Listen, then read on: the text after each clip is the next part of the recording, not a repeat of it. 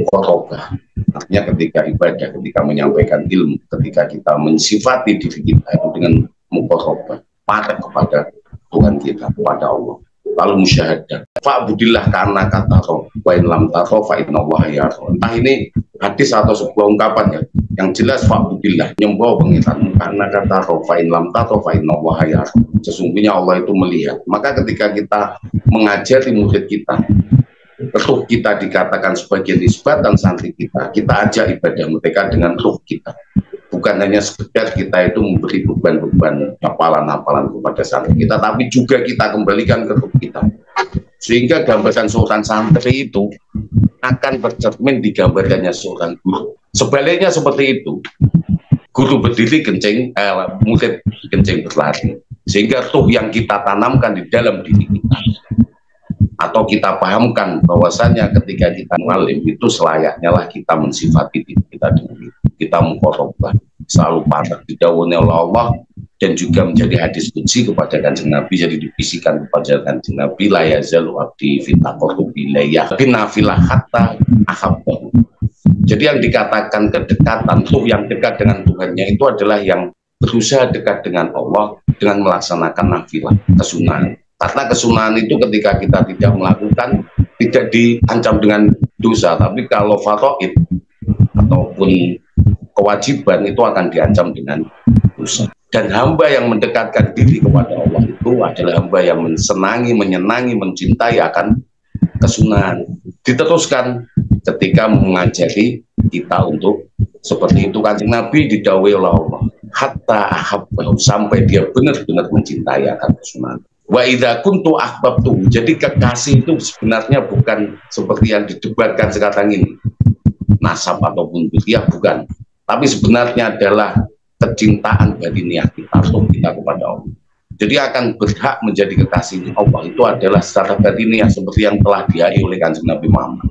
Secara batiniah menjadi kekasihnya Allah, Khalilullah, Nabi Musa, Nabi Ibrahim itu Khalilullah karena kedekatan batiniah. Kalau nasab dzurriyyah itu hanya biologis. Percuma bernasab dan berduriyah tetapi tidak mempunyai kedekatan zat.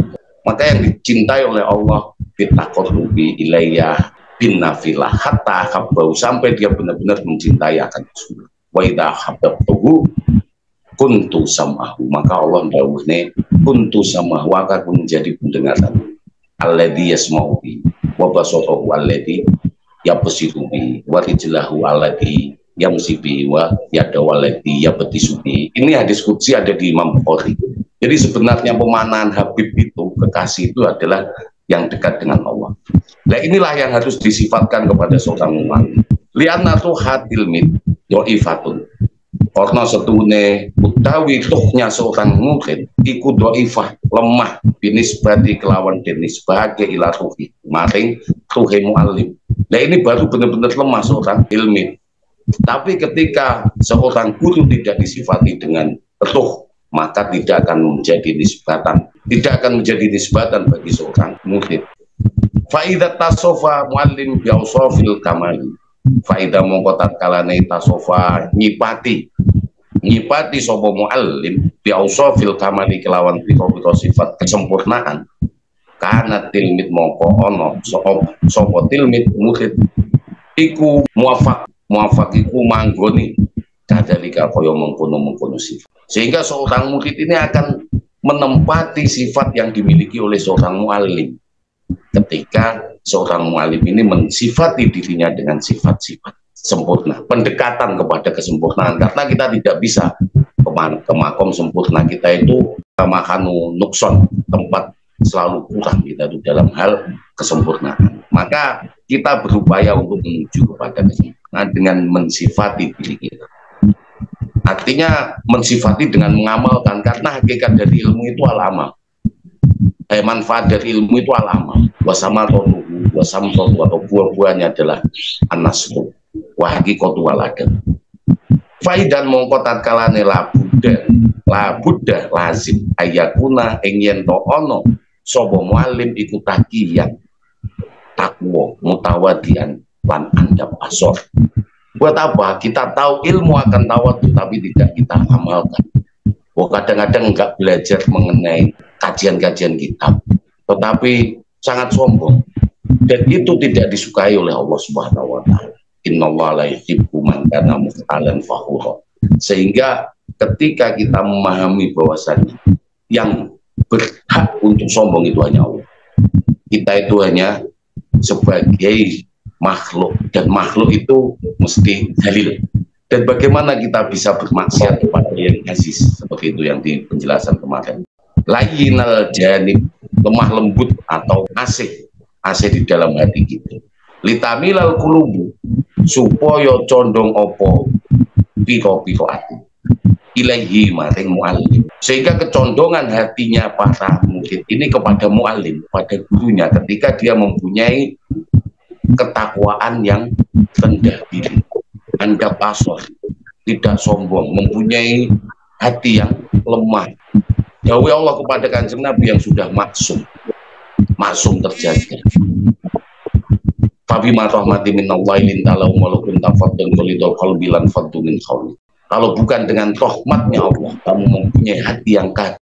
Lintalau malukun tafaddun qalidul qalbi, kamu itu kaku dan hati kamu keras, maka kamu akan ditinggalkan oleh umat. Itu Kanjeng Nabi yang maksum. Apalagi keimanan kita, ketakwaan kita itu hanya makbul. Lah kalau Kanjeng Nabi itu maksum. Kanjeng Nabi umpamanya para nabi Habibullah, kekasih-kekasihnya Allah, para nabi itu ketika oleh Allah akan diberi mukjizat karena maksum. Seperti halnya Nabi Ibrahim, itu pola Ibrahim Rabbi arini kaifa tuhil maut.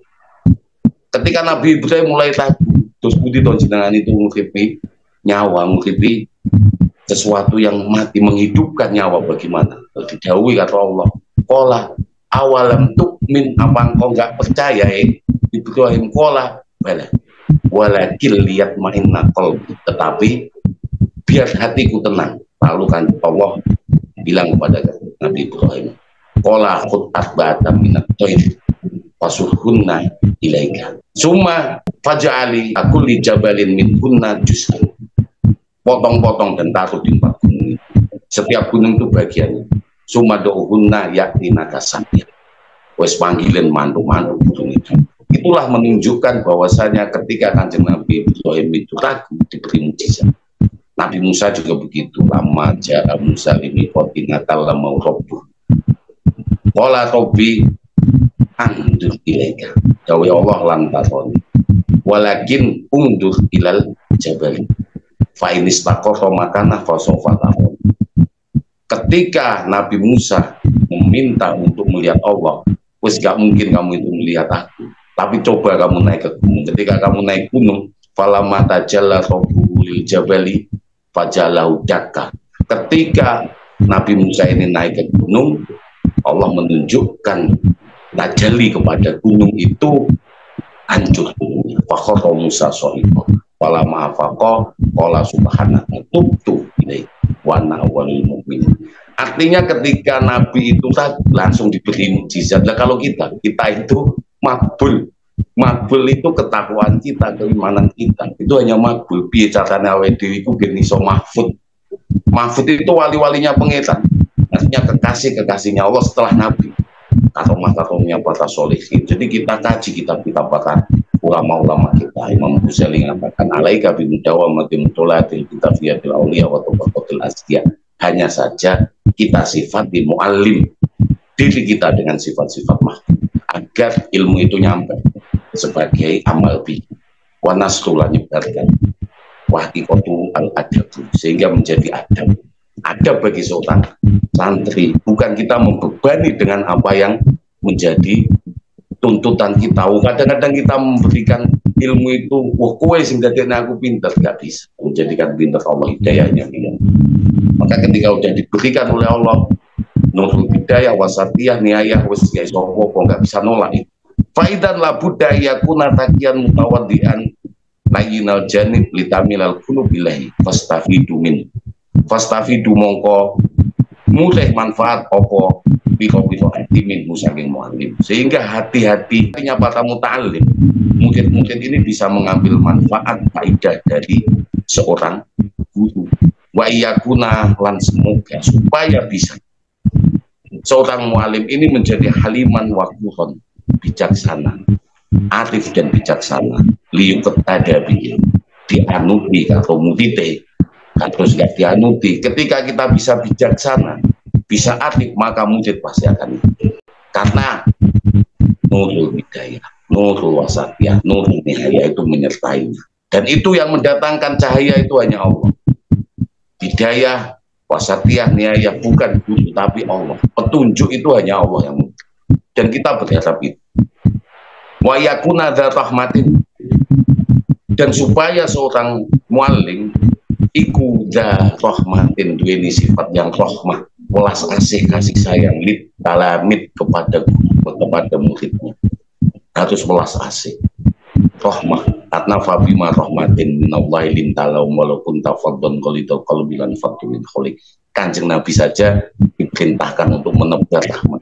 Bahkan di dalam Nasoil Libat itu di pembukanya mesti atwafimun ayat hamdulillah fathamu manfi fil artiyat hamdum manfi sama safi'an alaihim tegese welas asih alaihim yang atas mereka. Jadi menjadi seorang yang welas asih, kasih sayang pada seorang santri, lita duma sohbatuhum, supaya besar sohbatuhum, imahnya, kemauannya seorang murid fima yang dalam perkara-perkara yulkihi yang disampaikan oleh muallim hi ingma ilaihim maring murid, sehingga apa yang disampaikan oleh seorang guru ini akan menjadi sebuah kekuatan bagi santri menerima apa yang disampaikan. Ketika kita mempunyai kasih sayang, rahmat, welas asih, dan berharap bahwasanya semua yang kita berikan itu sebagai asbab, bukan sebagai musabib, asbabnya Allah, dan kita tidak mempunyai asar kepada Allah. Kita hanya sebatas menyampaikan. Wa in yansohum, dan ketika yansohum artinya ketika menasihati, seorang mualim ini menasihati santrinya, muridnya, wa yu'addibahu, dan memberikan adab kepada seorang santri, fayahsunu ta'dibu, maka pengajarannya pasti akan baik. Ketika mensifati itu semuanya, wala yukallifahum, dan supaya ojo yukallifahum, memberikan beban seorang mualim kepada santri-santri minal ma'ani, saking pemahaman-pemahaman atau arti-arti mata tak suruh yang mana mengurangi adu saking murid. Idrokatu, apa nih idrokatu? Pengetahuan seorang murid. Jangan sampai mengurangi pembebanan arti-arti atau pemahaman-pemahaman yang akan mengurangi pemahaman-pemahaman seorang santri, seorang murid. Inilah ada muallim yang harus kita kedepankan, dan supaya kita memahami bahwasannya kita harus mensifati diri kita dengan sifat-sifat mahmudah. Artinya kita tabarrukan dengan pengajaran ini, bukan terus kita yang memberikan pemahaman baik yang menjadikan seorang santri baik, tapi kita tabarrukan, kita belajar bareng dengan santri kita. Artinya kita memahami yang menjadikan baik itu hanya Allah Subhanahu wa Ta'ala, dan kita hanya sebagai asbab, lantaran. Ini saja mungkin pemahaman yang ada di dalam kitab Taisirul Khalaq ini mengenai adabul muallim. Monggo kita kaji bareng-bareng, kita sawitkan di sini. Mungkin ada literasi-literasi yang lain yang bisa ditambahkan. Semoga bermanfaat. Wallahu muwaffiq ila aqwamit thoriq. Assalamualaikum warahmatullahi wabarakatuh. Waalaikumsalam warahmatullahi wabarakatuh. Gusanin sudah menyampaikan, sudah membacakan sampun murati bab adabul muallim pada malam hari ini. Sesi berikutnya adalah pertanyaan yang akan dijawab oleh Roisul Majlis terkait dengan makna-makna ataupun ibarat yang belum dipahami. Monggo Pak Fuad. Oke, tafadhol Pak Fuad. Syukran. Ya, kasih atas waktunya. Teruntuk Gurunda Ustadz Hanim, saya ingin bertanya perihal monggo.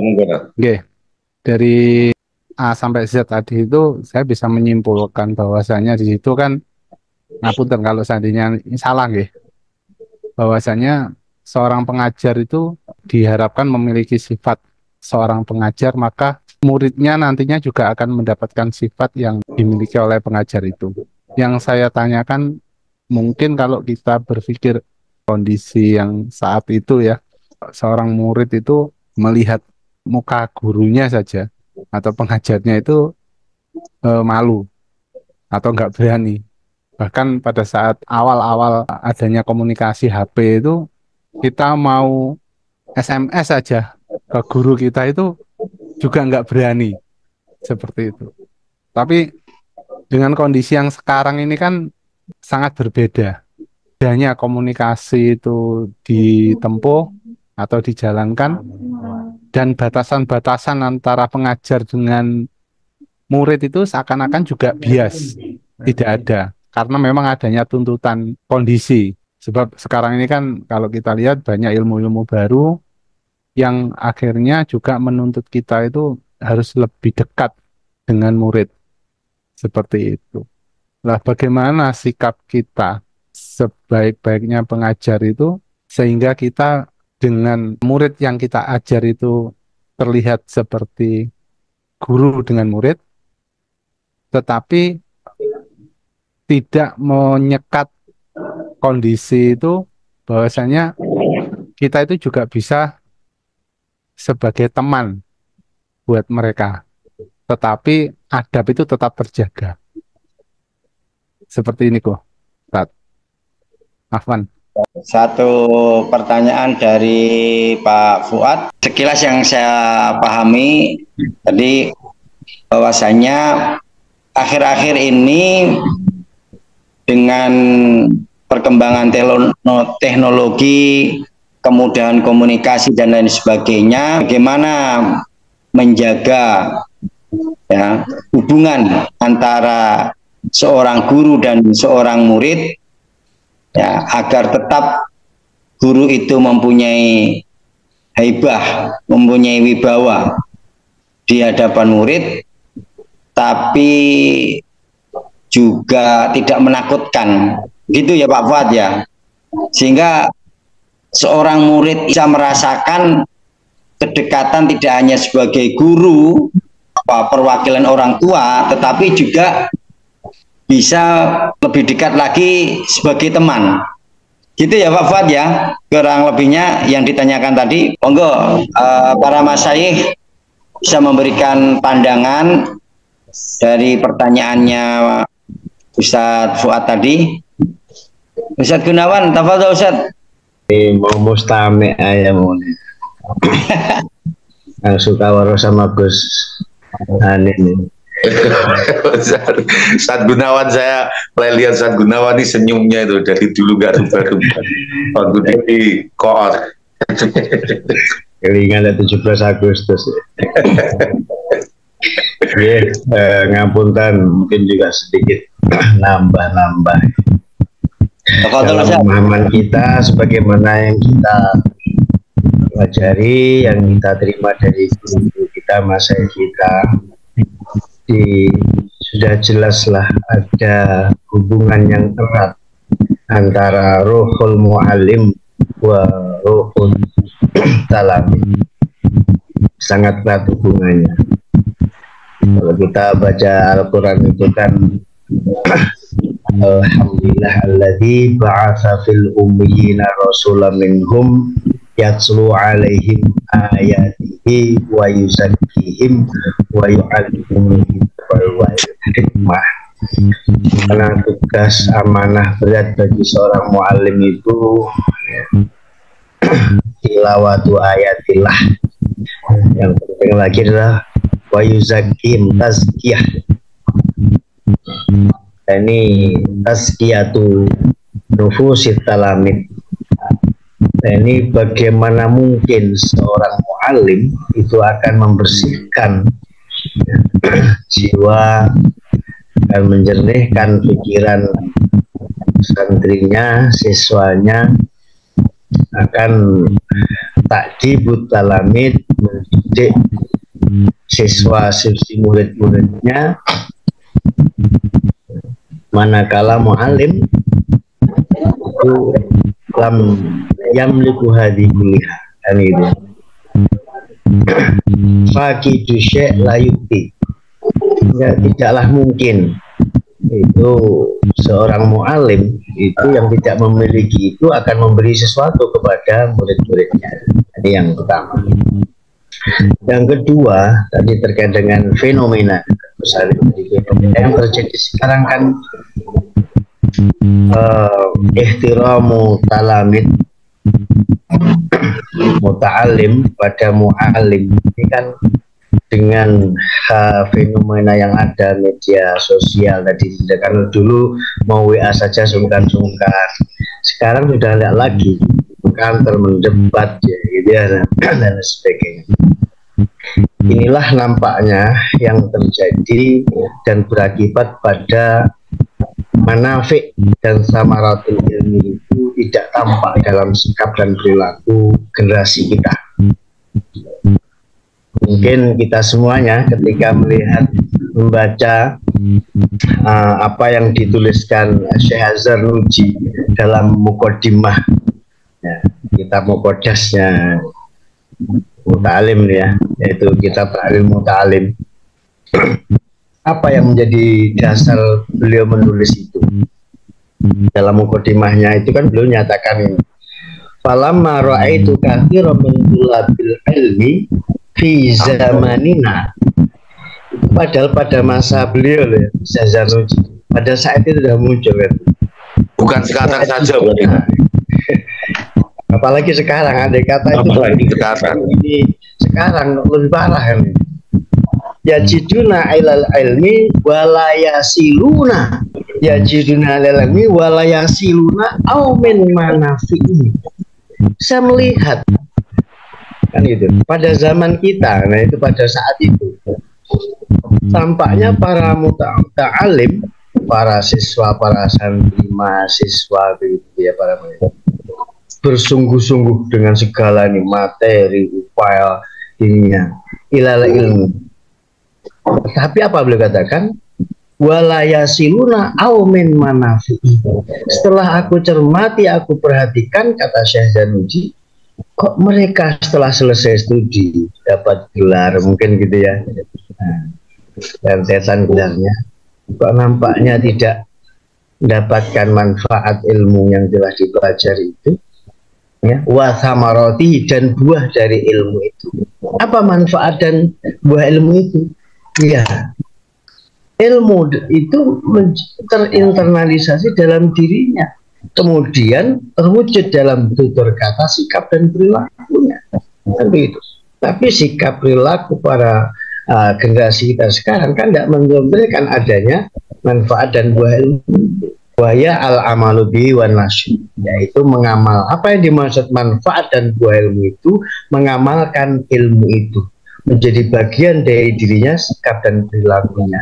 Ilmunya menjadi cerminan dari dirinya, dan juga menyebarkan ilmu itu kepada orang lain.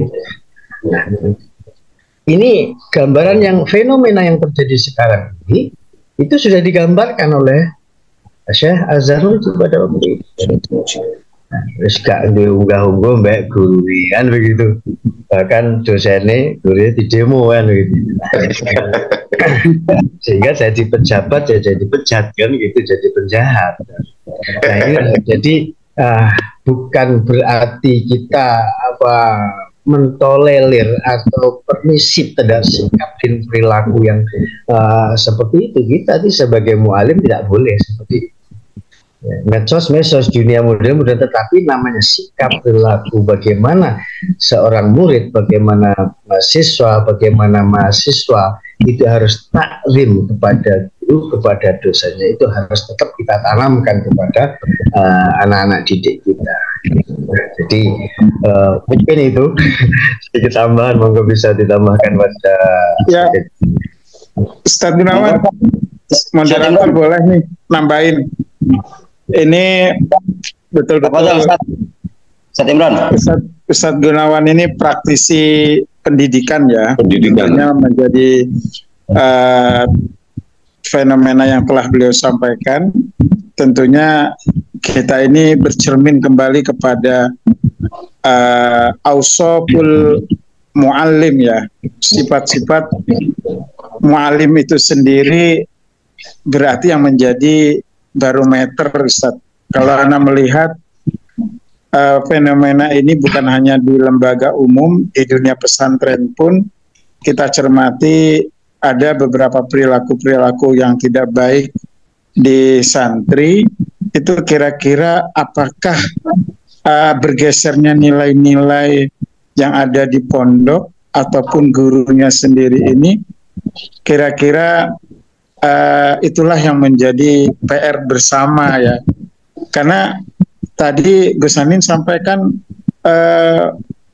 gurunya kencing berdiri, muridnya kencing berlari, kan begitu ya. Jadi bisa jadi ada degradasi moral juga di kalangan para guru yang kita harus jujur, yang dimana kemarin sudah kita bahas. Kalau kita lihat kita secara zohir insya Allah fine-fine saja, batinnya ini loh yang menjadi PR bersama terkait dengan ausoful mu'allim ini.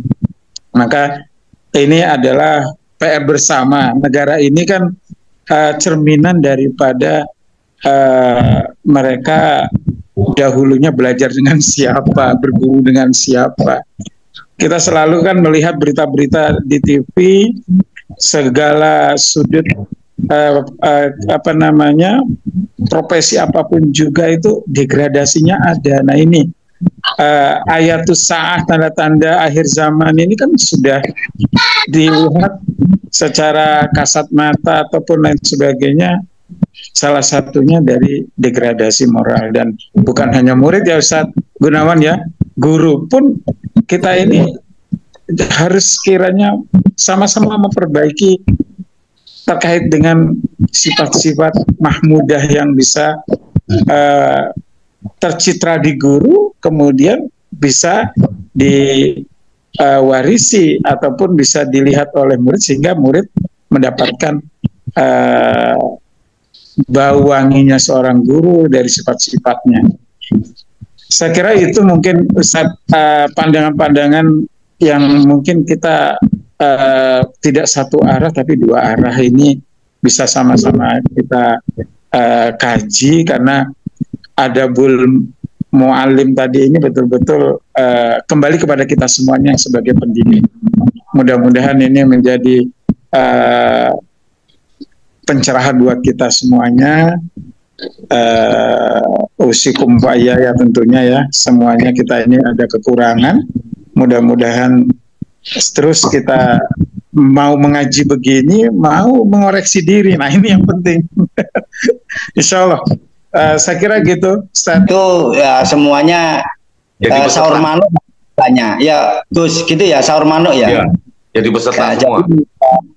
Tidak ada moderator, tidak ada rois majelis, tidak ada namanya musa, tidak ada. Nanti ngasih kesimpulan.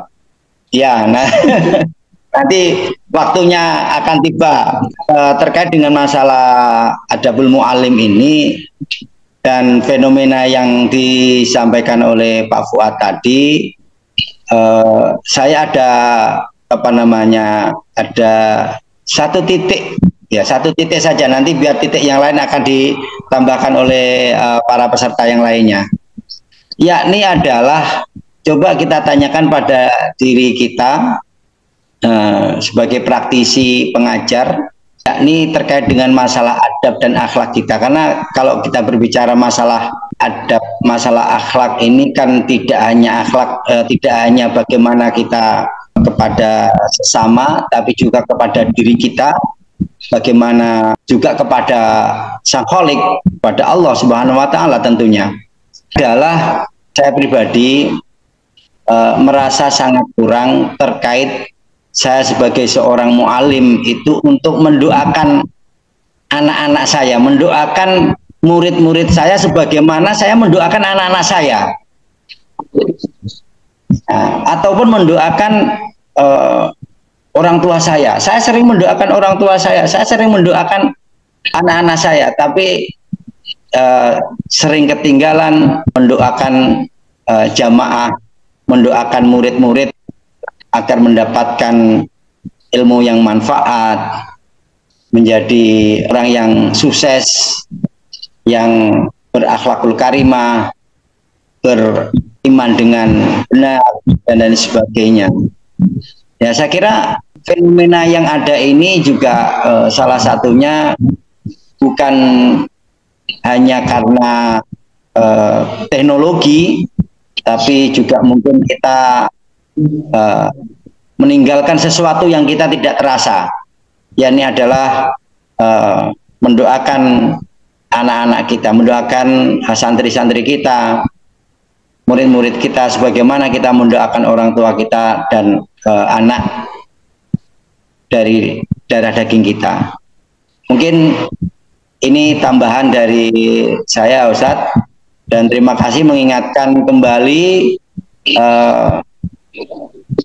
Ustadz Gunawan tentang yang disampaikan tadi, Pak Kidusai Layuti, dan ini menjadi pelecut kita semuanya untuk berada di majelis ini. Kita berharap mendapatkan sesuatu yang lebih banyak, dan bersih, sehingga kita bisa memberikan kepada jamaah kita, memberikan kepada murid kita juga sesuatu yang lebih banyak dan lebih bersih. Ya, itu saja dari saya sebagai peserta. Saya kembali menjadi moderator